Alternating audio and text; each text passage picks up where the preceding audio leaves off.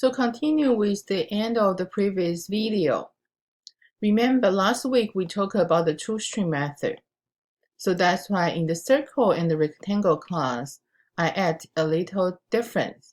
We actually have the toString overriding method add both in the rectangle and the circle and the rectangle. Remember we call the superclass for the toString method, then we add information for the radius for circle. Then we add the superclass toString information. Then we add the width and the height in the toString method in rectangle. So that's why here, if we rerun the program, if we change only using the toString, then what it will do is even we just display on this, we create the circle class and the rectangle class object. But then when we call that the display output, because earlier when I showed you the output in the Eclipse, the console display is too small. So that's why you will see here. If we using the toString method, so then even you call the toString method, you look like is the object invoke the toString method. But you see the display for circle.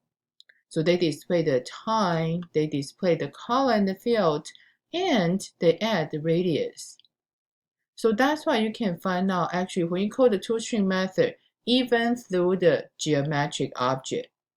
But because the actual object is circle object, so then they see the toString. But because the actual object is the circle, so that's why they will invoke the toString method because we overwrite. So then they will invoke the toString method from the circle class.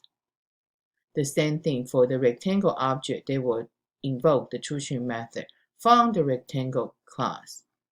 So this one actually is we talk about the other characteristic from the polymorphism. That's we call the dynamic binding. So what is the dynamic binding? Dynamic binding is even we can using the supertype object to refer to the subtype object. But if we have any method, of course, we already declare in our superclass. But when we really try to invoke, they will see if this method being override from the child class. So that's why the dynamic binding means if you have a method can be implemented in several classes along the inheritance chain. Remember, this method is we call the overriding method. So all the overriding method actually they have exactly the same method name, the same return type, the same signature. So that's why the Java virtual machine, when they decide which method to invoke, actually at the runtime. So that's what we call the dynamic binding. So you can see earlier our example. Even we create the geometric object, right? So we're using this object variable to refer to circle. But when we really invoke this object, call the toString method, even this toString method, actually this toString method only refer to the geometric object when we're doing the compiling. Compiler only see, oh, this toString method defined in the geometric object pass. I have this method defined. But when they really to be invoked, right, is at the runtime. So the runtime when we run the main function, I create the two circle and a rectangle object. So I passing them to the display object method. Then the Java JVM, Java virtual machine, when they run, they will still invoke the toString method because this toString method, even using the OBJ geometric object reference, but this reference actually reference to which object? They reference to the circle object. So that's why when they invoke the circle object toString method, they will the first thing they will see is, do I have toString defined in the circle class or not? If they have, right, I execute this one. Then if they don't have in the circle class, so of course, right, they will go back to see their parent class, the two-string method. But here, since we already override this two-string method in the circle class, so then they will, JVM will invoke this one. So the same thing for the rectangle. So this one is, we call the dynamic binding. JVM will decide which method to run according to the runtime. Of course, the method we talk about is overreading method. So to talk about the dynamic binding. So that the type declare a variable, we call the variable declare type. For example, earlier our obj1 declare is the geometric object. So when you declare this variable, before you assign the value, they're actually just holding a no value. So they didn't refer to anything. Then when you try to make this variable to assign to the object, so this instance can be created using the constructor of the declared type or the subtype. One thing is because that means you can create an object to refer by geometric object. You either using the geometric object or you can using the other subtype like circle, like rectangle. So that's what we call the actual type of the variable. So that's the actual place the object refer to. So that's why here obj1 refer to circle, right? But this one is the declared data type, declared reference type. But here actually the actual type is the object we refer to. So I want you to make sure all the time when you think about the object reference and the object itself, you need to always think about this way. Earlier we have geometric object declare the variable name, but this variable name is the variable name. So then we assign this variable to refer to what? Refer to a circle object. So that's why you see we refer to a circle object. So there are two different things. You have object reference variable. Then you have your object. Okay, so this one is earlier we say the actual type or the object reference type, the declared type. So that's why even we're using the obj1 is a geometric object reference, but we refer to the circle object. So when we try to invoke, the obj is determined by the actual type, that's circle. So that's why the two-string method will be invoked by the two-string method from the circle object. So this one is we call the dynamic binding. So the dynamic binding, actually you need to matching a method signature. That means the overreading method.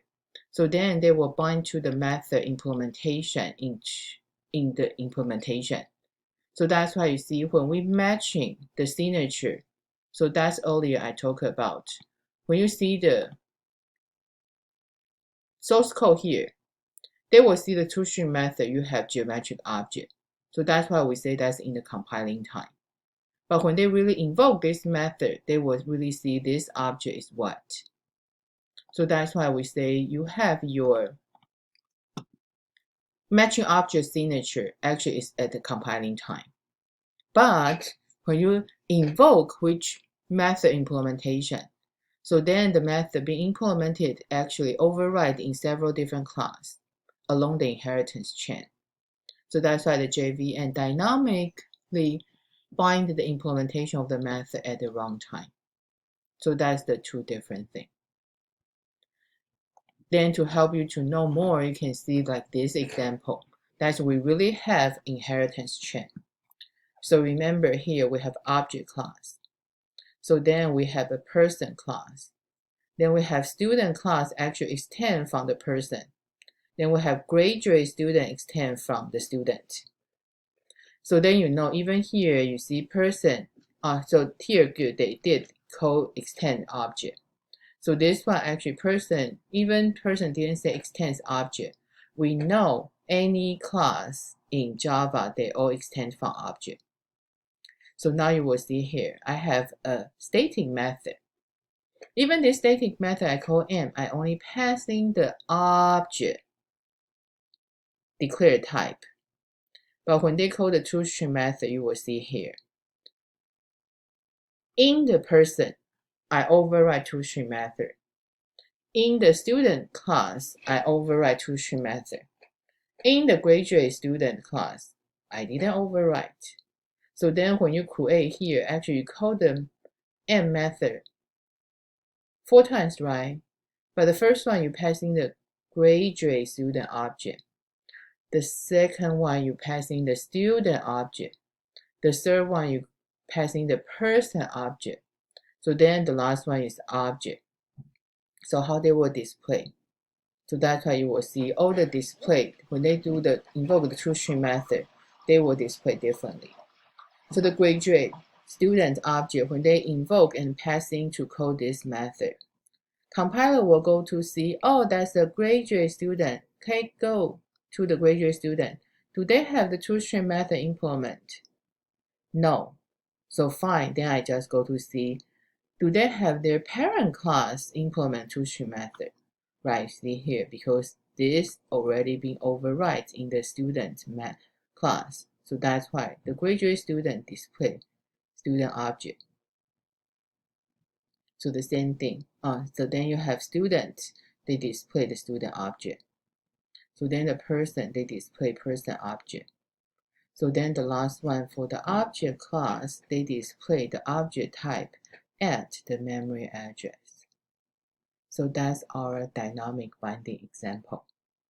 So please make sure you will run the program and understand what's going on. So make sure you will run this example on the Eclipse.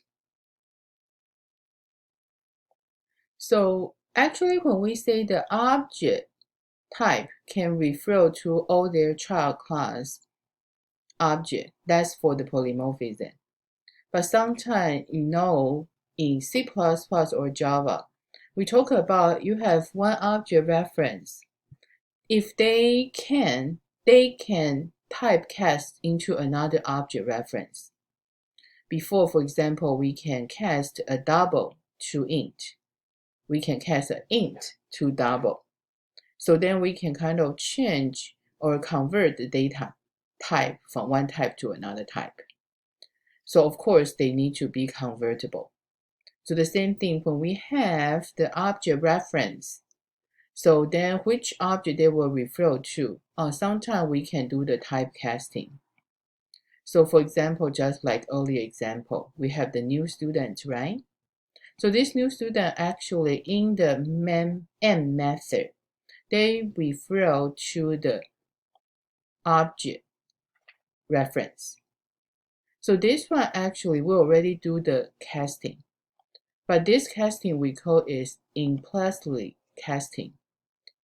Implicit casting, that's mean why? Because you already know new student, the student object is a subclass from the object class. So from the polymorphism, they are one kind of object O. So that's why if you do the casting, this one is we call, you go to your actual type is one kind of your declared type. So then we call that the upcasting. So upcasting because the inheritance, because the polymorphism and inheritance relationship, they are legal. So that's why you don't really need to cast. You can just right away assign. So that's known as the implicit casting because that's legal for the instance of students is instance of object. So that's upcasting. So when I say this one actually mean like this, you see you have your student object. But student object, how can I be referred by object class? Okay, so supposedly most of the time we need to do the casting. So you need to cast them to the other data type. Okay, so that's why usually we do the casting like this. You need to have the parentheses to show. So that's the casting. But one thing is, because student is one kind of object type, so that's why this casting